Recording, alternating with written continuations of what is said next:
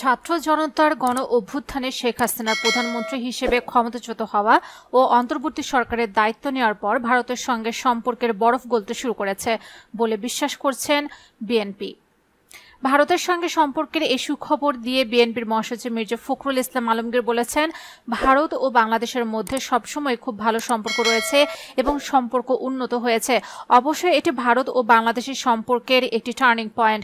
ভারতীয় সংবাদ সংস্থা ANI-কে দেওয়া এক সাক্ষাৎকারে ভারতের সঙ্গে বিএনপির সম্পর্ক এভাবে মূল্যায়ন করেন মির্জা ফখরুল ইসলাম আলমগীর। বুধবার প্রকাশিত ANI-এর এক প্রতিবেদনে এসব তথ্য উঠে এসেছে।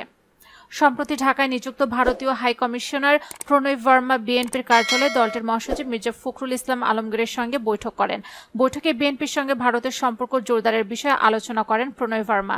ভারতীয় কমিশনারদের সঙ্গে বৈঠক সম্পর্কে সাক্ষাৎকারে মির্জা ফখরুল বলেন, প্রণয় ভার্মার সঙ্গে হওয়া এই বৈঠক উভয় দেশকে অনেক ইতিবাচক দিকে নিয়ে গেছে।